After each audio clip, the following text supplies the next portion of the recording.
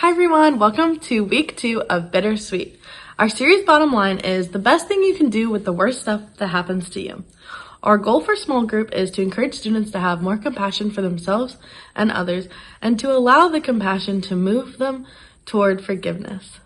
And our week 2 bottom line is cancel the debt, not the person. And our scripture is Romans 5:8 NIV and Colossians 3:13 NIV. And I'll go ahead and read that now. For Romans, but God demonstrates his own love for us in this. While we were still sinners, Christ died for us. Romans 5:8 NIV. And Colossians is, bear with each other and forgive one another.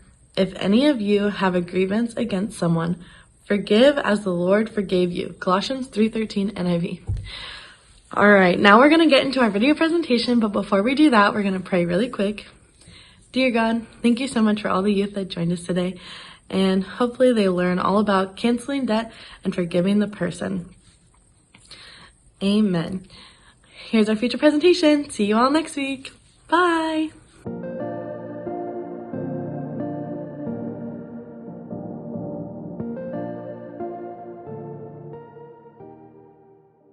Hey, what is up? My name is Jordan, and I'm excited to dive back into this idea of bittersweet with you that we just started diving into. And it's this idea that when someone hurts us or wrongs us, sometimes it feels really sweet to hold on to the bitterness that we have against them. We said that as good as that might feel at a time, there is a better way.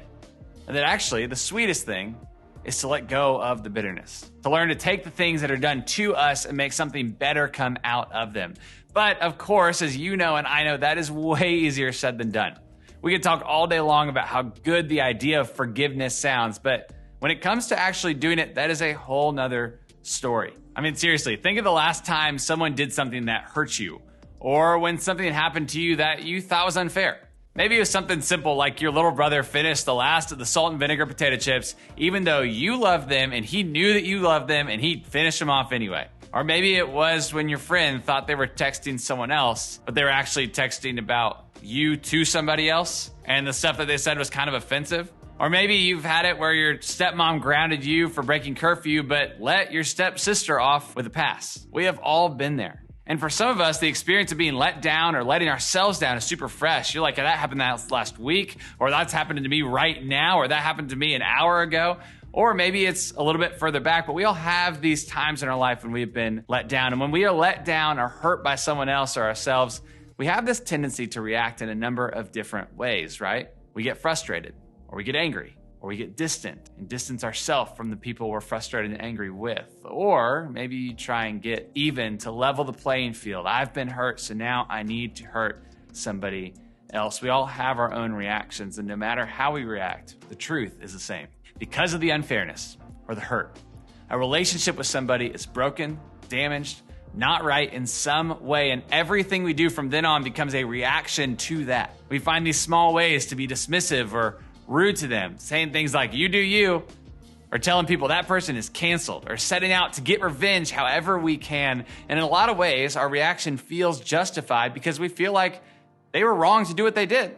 And we must be right to be as upset as we are. It only makes sense. It is only just, right? But that idea leaves us with a question. Where do we go from here? If they were wrong and we were right, does that mean we are now justified with how we treat them, no matter how bad that might be? Does that mean that we are off the hook and won't be held responsible for how we handle our relationship with them from now on because they let us down? Does it mean we get a pass for some of our hateful behavior because of what they did to us? I mean, not being mad or not being frustrated or creating distance almost seems like you're saying that what was done to you is okay, right? And the last thing you want to do is send a message that you are okay with how you were treated, or that that person can keep on mistreating you because it wasn't that big of a deal. In situations like this, the idea of forgiveness seems like weak and irresponsible and completely unfair. And to further justify the response to being treated poorly, we think things like, well, aren't I supposed to be more like Jesus? And wasn't Jesus the one who was flipping tables in the temple when people got it wrong? I want to be like table flipping Jesus when I'm angry. I get it. Forgiveness sometimes can feel like a cop-out. That's why today we're going to dive into this passage in the book of Romans, which is a letter from a guy named Paul, who's an apostle, and he's writing to this church in Rome. Rome was at the very heart of the largest empire that has ever existed in history. Think like the New York City of its day. And this letter was written to people there who had just started following Jesus in the middle of Rome. Think about that. Put yourself in their shoes for a minute. These new believers, found themselves surrounded by people who were as far from being followers of Jesus as possible. In fact, Christianity was a new religion and it was spreading fast. And the leaders of Rome didn't see that growth as a good thing, which made the new Jesus followers a target, a major target. And if you're living as a targeted group in one of the most violent cities in the world at the time, chances are you're feeling like things might be a little bit unfair or unjust. You might feel like the Roman leaders were the enemy and you're just this innocent citizen. You were in the right. You should have freedom to get even or get mad or hold a grudge against them for how you're being mistreated, because if anyone's the problem there, it's them, not you. They had the power. They were doing the things that were unfair, which is why it's so crazy when Paul tells the Christians that they don't have a past to be angry or bitter. In fact, he takes the focus off of the Romans and puts them entirely on the Jesus followers and says, hey, this isn't about them. This is about you. Here's what he writes. You ready? But God demonstrates his own love for us in this. While we were still sinners, Christ died for us. In other words, he says to them, maybe there's another way to look at this situation. We're no longer focused on making a case for what's fair or unfair, what's just or unjust when it comes to how the Christians were being treated. Paul's like, no. We're talking about God's love for you. And when you really understand who God is, it changes everything, even how you see forgiveness. See, whether you're a teenager in the 21st century or you're living back in first century Rome, the temptation is when we are wrong to get so caught up in what was done to us and what the other person deserves that we forget how often we get things wrong ourselves. And the temptation is to look at the person who wronged us and dismiss them, to move the focus from ourselves and our wrongs to that person and their wrongs. But Paul's saying, God looked at what we did and he didn't dismiss us. God loved us. And then God dismissed our sin. He didn't cancel us, he canceled our wrongs. God doesn't give up on us when we let him down. Now, let me take a quick second to make sure I'm being clear. We're by no means saying that people who treat you unfairly or abuse you or take advantage of you get a pass to keep on doing it. Don't hear that. If you're experiencing any kind of abuse, this right here is your encouragement and permission to have a conversation with a trusted adult about what's going on. That's the best thing that you can do. But wherever you're at, here's the thing. When we start to realize how God forgives our wrongs against him and chooses to love us no matter what, then we have to ask ourselves, what does that mean for how we see others who have hurt us, others who have treated us unfairly? Paul answers this question for us in his letter to the church of Colossae. He says, bear with each other and forgive one another if any of you has a grievance against someone. Forgive as the Lord forgave you. Now, bear with each other. Okay, what does that mean? We're not talking grizzly bears. That is the picture of carrying a weight of each other's imperfections together. It's this picture of patient commitment to seeing each other as human instead of villain, even when that's super challenging to do. Because of what God has done for us, which is extend love and forgiveness at all costs, we are called to do the same for others. To forgive as we were forgiven, with no strings attached, no conditions, nothing held back. The truth is, this can be hard for us to accept when it comes to how we see and treat others. And it can be just as difficult when it comes to how we see and treat ourselves. For some of us, we are much harder on ourselves than we are on others, right? And for us, Paul says the same exact thing. Jesus isn't stingy with his love or forgiveness for you. He offers you and I both love and forgiveness at the very same time. And if God has forgiven us, if God has made us right and sees us as we were meant to be, then we should see ourselves the exact same way. But here's what that doesn't mean. It doesn't mean we treat what was done to us or what we did as no big deal. Paul isn't downplaying the root problem or excusing the wrong we did or the wrong against us. He's saying whatever was done to you, however unfair that was real and that was a big deal, and it's okay if it hurts. But just as God looks at you and the mistakes you have made and sees you as more than the stuff you've done wrong, we need to see the people who have treated us unfairly as more than the thing they did wrong too. God set the standard here, and God's forgiveness tells us exactly how we should see ourselves and see others. You could say it this way. When it comes to forgiveness, we want to cancel the debt, not the person. Here's what I mean. Let's go to class real quick. You didn't know that that's where we were heading. and that I'm just gonna be your substitute art teacher today who doesn't actually know a whole lot about art. So don't judge it, all right? But here is Jay. Jay's got a big old head, but he's nice. We like Jay. Jay is a good guy. He's a great listener, and he's funny. He's got great jokes. He's an athlete. He likes soccer and football. But he's not so athletic. He also has a great anime collection. I would surprise you about Jay. And let's say he also has 2 sisters. So he's a brother. Hopefully you see that. And a stepmom. And they like to all hang out and go out to eat on the weekends. Loves eating food. Just like me. And that's Jay. Those are a lot of great things about Jay. And he's a friend of yours. And you guys hang out. But Jay is also the kind of friend that sometimes gets on your nerves. And let's say last week, Jay really got on your nerves. Like he just offended you time and time again. Like my man, he came over to your house and he ate all of your hot Cheetos. I mean, every single one. And you love hot Cheetos. Those things are gone. And let's say that he left you hanging when he promised you a ride and just didn't show up. Sometimes he's a little unreliable.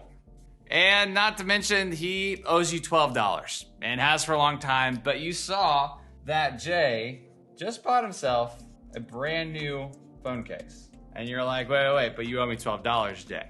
And those things start adding up, right? These things, stealing your food, being a little unreliable, owing you money, all the other things that might be going on between you and Jay. You guys got some beef between you.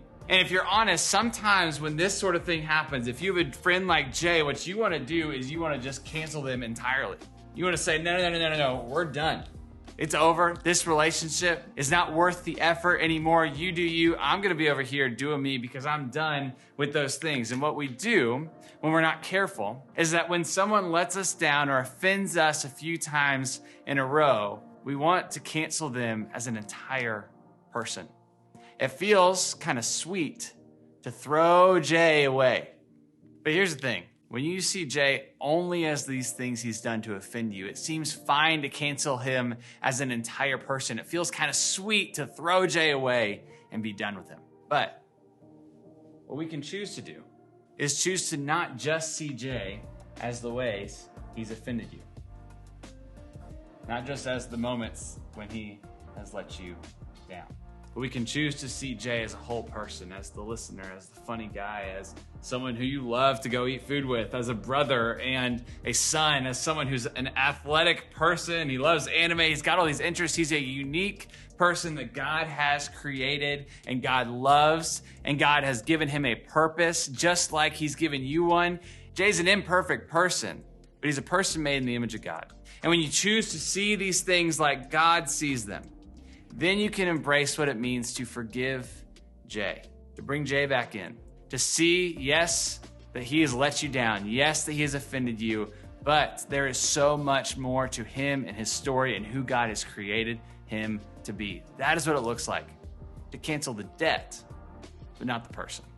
Meaning that we can call out wrong things as wrong, but we refuse to sum up a person as only that wrong thing that they did. And when we see them, we'll continue to see them, yes, as an imperfect human who messes up sometimes, and we'll decide to see them as God sees them, and ourselves as God sees us, which is as people worthy of love, not just the sum of our wrongdoings. We do this because the offense was real, but it doesn't tell the whole story about the person who wronged us. Just like the things we have done, don't tell the whole story about who we are as people. God has always looked at us and seen us as more than the stuff we've done wrong, more than the sin that we have committed. God looks at us and sees someone to love. So God forgives. And now we are called to do the same exact thing for other people. So how do we do it? How do we cancel the debt, not the person? How do we stop being so hard on others and ourselves when they get it wrong or we do? How do we bear with one another, like Paul talks about, and stay focused on God's unstopping love? Well, it's a big question, but here's 3 places I would start. 1, identify where you need more compassion in your life. Maybe you're way harder on yourself than others, and forgiving yourself is much harder for you to do. Or maybe you need more compassion for others when they mess up. Determine which side you tend to lean towards and pay attention to that. Figure out the areas where you might need to show more compassion to others or yourself, and then work on practicing that over and over again. 2, identify who you are beating up. And let me make this clear. Figure out the person who you're thinking about over and over again, or who did something to you that you just have not let go out of your mind. Is it you? Is it your mom? Is it your third period teacher or your old football coach? Who are you mentally canceling or seeing as the wrong that they did? And what do you need to do to start seeing them or seeing yourself as God does, as someone worthy of all love and all forgiveness? And last, remember, no one's perfect. Whether you're holding yourself or someone else to that standard of perfection, it is impossible to meet it and will only lead to disappointment and frustration in your life. People will let you down. You will let yourself down. We can't control that. But what we can control is how we handle ourselves when we're let down or hurt or disappointed. Can we choose to forgive others? Can we choose to forgive ourselves? Can we make the effort to seek forgiveness out from those we may have hurt? In other words, no one is going to get it right 100% of the time, but we can get really, really good at making it right when things go wrong. And we do that when we cancel the debt, but not the person. We do that when we remember that people are more than their mistakes, and there's more to the story than just their wrongdoings. We do that when we remember God hasn't held our wrongs against us, and we shouldn't either. Remember, speak up if there is hurt in your life. Forgiveness never, ever means letting someone abuse or hurt themselves, or you, or others. This right here might be your reminder that the next step in forgiveness could look like finding a trusted adult to talk to and seeking the help you or someone you know needs. For everybody, no matter what is going on in your life, forgiveness is a challenge. It does not come naturally, and it will probably never be easy. In fact, it'll probably always be easier to cancel a person than it is to cancel their wrong. But this idea of forgiveness is something we do because God did it for us first. As unnatural and difficult as it might feel, we don't give up on it because it was modeled first by God. You know, that's why we do groups, because as challenging as forgiveness is, it would be that much harder if we had to do this alone. But you have your group as a source of encouragement and strength, and to serve as a reminder that you aren't the only one trying to make forgiveness a reality in your life. Count on them, lean on them to help you as you figure out who needs to be forgiven and how to make that kind of forgiveness a reality in your life. Remember, forgiveness is the best thing you can do with the worst stuff that happens to you.